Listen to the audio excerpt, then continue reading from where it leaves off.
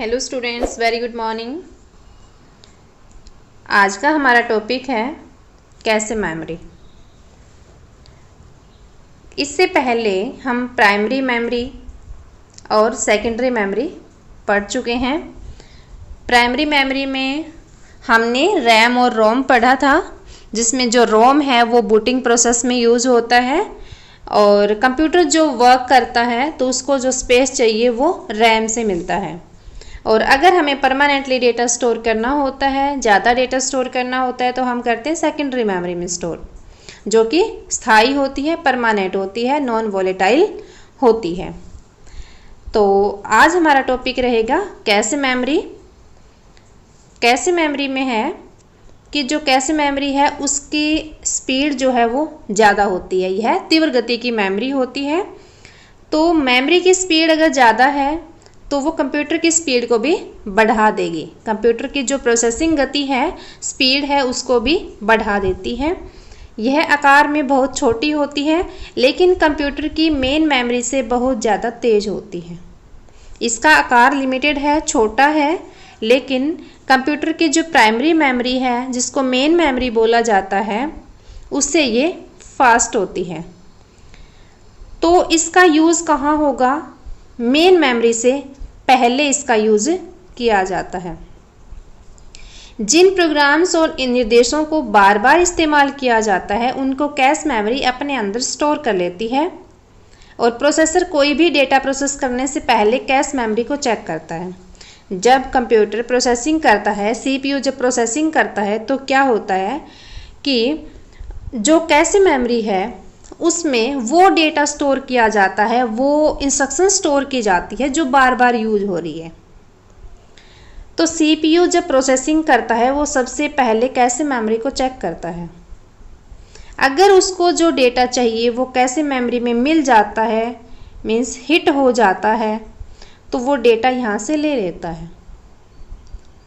जब वो चेक करता है, अगर उसको जो डेटा चाहिए वो यहाँ से मिल जाता है तो हिट होगा और वो डेटा सीपीयू ले लेगा। लेकिन जब वो चेक करता है कैश मेमोरी में और डेटा नहीं मिलता, तो मिस हो जाता है, तो वो क्या करेगा? उस डेटा को मेन मेमोरी में चेक करेगा और मेन मेमोरी से वो डेटा कैश मेमोरी में कॉपी हो जाएगा और फिर सीपीयू भी उस डेटा को यूज़ कर लेगा। तो यही इसमें बोला गया है कि प्रोसेसर कोई भी डेटा प्रोसेस करने से पहले कैश मेमोरी को चेक करता है। अगर वो फाइल वहाँ नहीं मिलती तो उसके बाद वो मेन मेमोरी यानी कि रैम में उसको चेक करता है और वहाँ से उस डेटा को लेता है। तो यहाँ पे जो सीपीयू है उसकी स्पीड बहुत ज़्यादा होती है, लेकिन जो मेन मेमोरी है उसकी स्पीड कम है सीपीयू से। तो क्या होता है कि बीच में कैश मेमोरी लगा दी जाती है। जो रैम होती है कंप्यूटर की वो as a cache memory use की जाती है क्योंकि वो फास्ट होती है। तो यहाँ पे जो स्टैटिक रैम होती है, डायनेमिक नहीं, जो स्टैटिक रैम होती है वो as a cache memory use की जाती है। तो मेन मेमोरी से पहले, मीन्स मेन मेमोरी और सीपीयू के बीच में कैश मेमोरी लगा दी जाती है। और जब सीपीयू को डेटा चाहिए तो वो यहाँ पे सर्च करेगा डेटा को। अगर मिल जाता है तो ठीक है, नहीं तो मेन मेमोरी में सर्च करेगा। तो कैश मेमोरी इसीलिए यूज़ की जाती है क्योंकि जो स्टैटिक रैम है वो फास्ट है। तो कंप्यूटर की प्रोसेसिंग स्पीड को बढ़ाने के लिए कैश मेमोरी यूज़ की जाती है। तो कैश मेमोरी में हमें इतना ही पढ़ना है कि यह फास्ट होती है, जिसके कारण कंप्यूटर की स्पीड भी बढ़ जाती है। और इसके जो आकार है इसका वो छोटा होता है, मीन्स लिमिटेड है, ये ज़्यादा बड़ी नहीं होती। और जो वर्किंग है इसकी सीपीयू के साथ वो यही है कि जब सीपीयू डेटा सर्च करेगा तो वो पहले कैश मेमोरी में करता है। अगर वहाँ पे डेटा मिल जाता है तो हिट हो गया और डेटा ले लेता है। अगर डेटा नहीं है तो मिस हो गया, तो वो आगे मेन मेमोरी में चेक करेगा डेटा को। उसके बाद एक छोटा सा टॉपिक आता है कि मेमोरी हायरार्की क्या होती है। According to size, speed and cost के हिसाब से हमें क्या करना है, जितनी भी मेमोरी है उनको एक सीरीज में बताना है, उनका एक हायरार्की बनानी है। तो हम सबसे पहले रखते हैं CPU रजिस्टर को। जो CPU के रजिस्टर्स होते हैं उनकी स्पीड बहुत फास्ट होती है। तो सबसे पहले जो नंबर आता है वो आता है CPU रजिस्टर्स का। उसके बाद आती है कैशे मेमोरी। कैशे मेमोरी तेज होती है, ये जो नीचे दी हुई है इनसे तेज होती है, इनसे फास्ट होती है। उसके बाद नंबर आता है मेन मेमोरी का, रैम का। सबसे पहले CPU रजिस्टर, उसके बाद कैशे मेमोरी और उसके बाद मेन मेमोरी। क्योंकि ये तीन तो हमने कैशे मेमोरी के डायग्राम में भी देखे हैं कि कैशे मेमोरी इसीलिए इनके बीच में रखी जाती है, मेन मेमोरी से पहले रखी जाती है क्योंकि वो फास्ट होती है। उसके बाद आती है मैग्नेटिक डिस्क की बारी, देन आती है ऑप्टिकल डिस्क और लास्ट में आती है मैग्नेटिक टेप जो कि सिक्वेंशियली एक्सेस कर रही है डेटा को, तो उसका नंबर आता है लास्ट में। तो अगर हम स्पीड के हिसाब से देखें तो मैग्नेटिक टेप जो है वो सबसे स्लो है, उससे फास्ट है मैग्नेटिक डिस्क, उससे फास्ट ऑप्टिकल डिस्क, उससे फास्ट है मैग्नेटिक डिस्क, फिर मेन मेमोरी, फिर कैश मेमोरी और CPU के रजिस्टर जो है वो सबसे फास्ट होते हैं।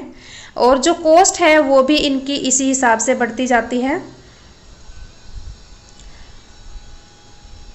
कि जो टेप है वो सस्ती होती है, उसके कंपैरिजन में महंगी होती है ऑप्टिकल डिस्क, उससे महंगी होती है मैग्नेटिक डिस्क और उससे महंगी main memory, cache memory, CPU registers में जो स्पीड और कॉस्ट है वो ऊपर की तरफ बढ़ती जा रही है, लेकिन साइज जो है वो घटता जा रहा है। अगर हम साइज देखें तो CPU रजिस्टर का साइज सबसे छोटा होगा, कैशे मेमोरी उससे बड़ी, मेन मेमोरी उससे बड़ी, मैग्नेटिक डिस्क उससे बड़ी, ऑप्टिकल डिस्क उससे बड़ी और मैग्नेटिक टेप जो है वो सबसे बड़ी होती है। तो साइज़ के हिसाब से अगर हम देखें तो हमने एरो नीचे की तरफ लगा रखी है कि ऊपर वाले के कंपैरिजन में नीचे की तरफ जाते हैं तो साइज बढ़ता जाता है। लेकिन स्पीड एंड कॉस्ट को देखें तो हमने एरो ऊपर लगा रखी है कि मैग्नेटिक टेप की तरफ जाएँ कि चलें और CPU रजिस्टर की तरफ जाएँ तो स्पीड एंड कॉस्ट बढ़ती हुई जाती है। तो ये है मेमोरी हायरार्की। उसके बाद आता है बेसिक यूनिट्स ऑफ मेमोरी कि जो मेमोरी है उसकी यूनिट्स क्या क्या हैं। हम कहते हैं कि वो इतने बाइट का है, इतने किलो बाइट का है, वो इतने MB का है, GB का है, तो वो क्या है, वो क्या है, मेमोरी की यूनिट्स हैं।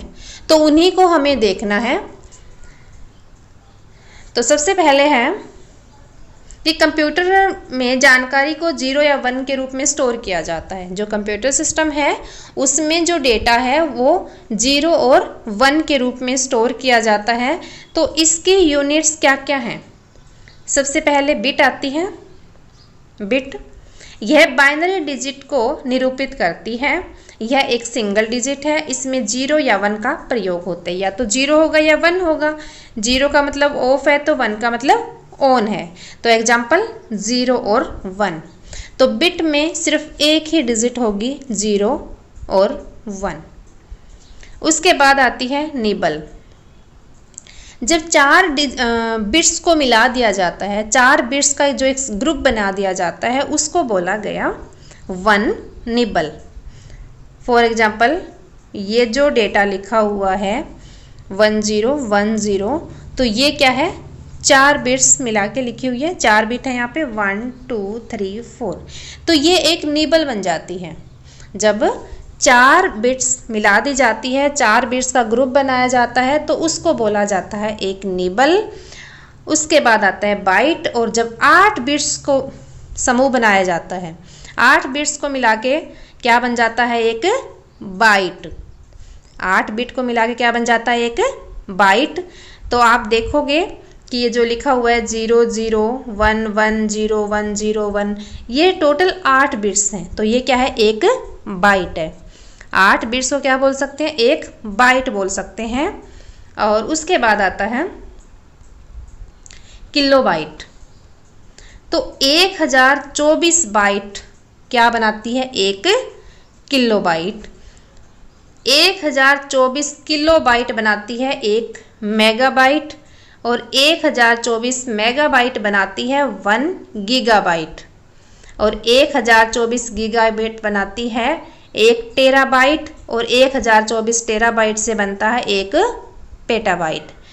तो आप देखोगे इसमें, तो सबसे पहले हमें याद करना है कि जो बिट है हमारी उसमें 0 या फिर 1 होगा, जो निबल है उसमें 4 बिट होंगी, जो बाइट है उसमें 8 बिट होंगी, जो बाइट है उसमें 8 बिट होंगी। उसके बाद क्या हुआ कि हमें बनाना है 1 KB, तो सिर्फ 1024 लगाना है और उसके बाद क्या आएगी, पीछे वाली यूनिट उठ के आ जाएगी यहाँ पे।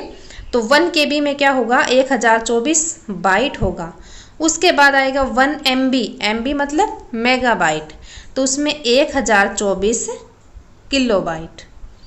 1 GB, GB मतलब गीगाबाइट, तो 1 GB गीगाबाइट में क्या होगा, 1024 मेगाबाइट।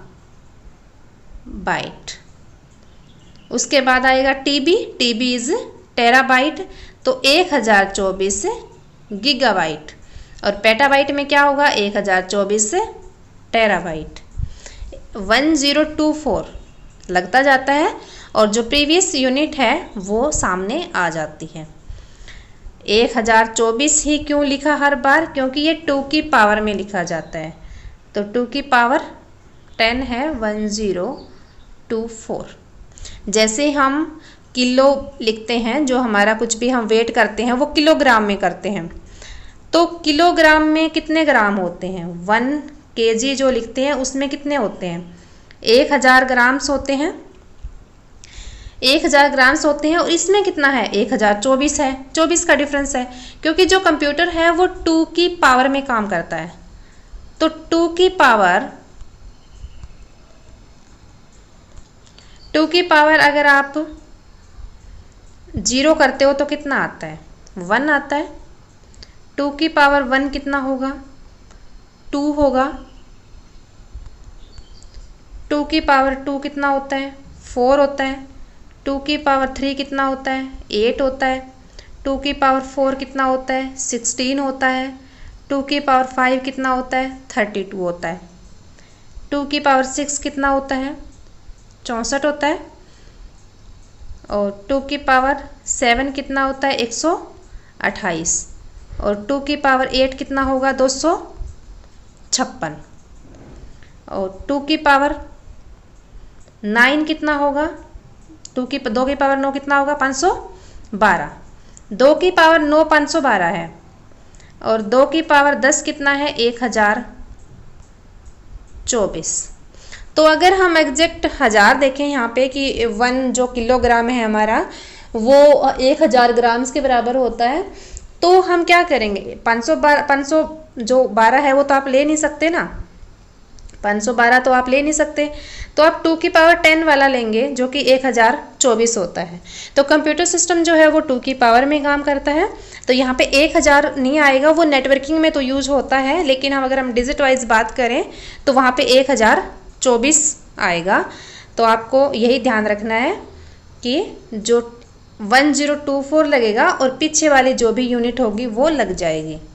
सीरीज याद करनी है, KB, MB, GB, TB और PB ऐसे याद कर लेनी है।